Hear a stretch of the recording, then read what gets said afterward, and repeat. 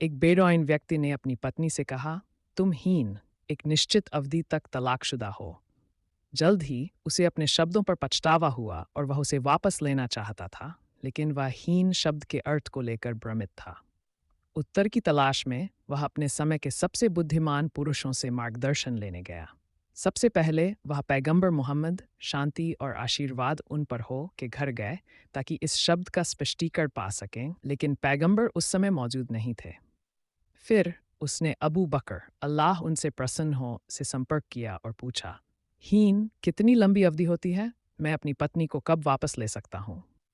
अबू बकर ने उत्तर दिया, तुम्हारी पत्नी तुम पर मरते दम तक हराम हो गई है और वह अब तुम्हारे लिए कभी भी वैध नहीं होगी। इस उत्तर से व्याकुल होकर वह एक और उत्तर की खोज में चला गया। इसके बाद उसने उमर इब्न अल खत्ताब, अल्लाह उनसे प्रसन्न हो, से वही प्रश्न किया। उमर ने कहा, तुम्हारी पत्नी तुम पर 40 वर्षों के लिए हराम हो गई है। व्यक्ति और अधिक चिंतित हो गया और अपनी खोज जारी रखी। फिर उसने उस्मान इब्न अफ़्फ़ान, अल्लाह उनसे प्रसन्न हो, से जाकर पूछा। उस्मान ने उत्तर दिया, तुम्हारी पत्नी तुम पर एक पूरे वर्ष के लिए हराम हो गई है। यह उत्तर कुछ राहत देने वाला था, लेकिन वह अभी भी अनिश्चित था। अंत में उसने अली इब्न अबी तालिब, अल्लाह उनसे प्रसन्न हो, से हीन का अर्थ पूछा। अली ने उत्तर दिया, तुम्हारी पत्नी तुम पर केवल एक रात के लिए हराम हो गई है। इस उत्तर ने व्यक्ति को आशा दी, लेकिन वह अभी भी ये समझने में असमर्थ था कि किस्मत का पालन करे। असहाय महसूस करते हुए बेडॉइन पैगंबर मोहम्मद, शांति और आशीर्वाद उन पर हो, के पास वापस आया और उन्हें एक बाग में पाया। उसने अपनी समस्या और विभिन्न व्याख्याएं बताई जो उसे मिली थीं। तब पैगंबर ने अपने साथियों को बुलाया और उनसे उनके उत्तरों का तर्क पूछने लगे। अबू बकर ने समझाया, मैंने अपना उत्तर कुरान की आयत से लिया, तो हमने उन्हें थोड़े समय हीन तक आनंद लेने दिया, जहां हीन का अर्थ मृत्यु है।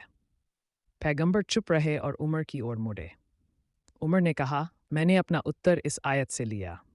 क्या मनुष्य पर एक समय हीन ऐसा नहीं आया जब वह कुछ भी उल्लेखनीय नहीं था? अल इंसान, जो उस 40 वर्षों को संदर्भित करता है जब आदम को स्वर्ग में रखा गया था। पैगंबर ने सिर हिलाया और उस्मान से उनके तर्क के बारे में पूछा। उस्मान ने कहा, मैंने अपनी समझ इस आयत से ली। एक अच्छा शब्द एक अच्छे वृक्ष के समान है, जिसकी जड़ें मजबूत हैं और जिसकी शाखाएं आकाश तक फैली हुई हैं, जो हर हीन पर फल देती हैं।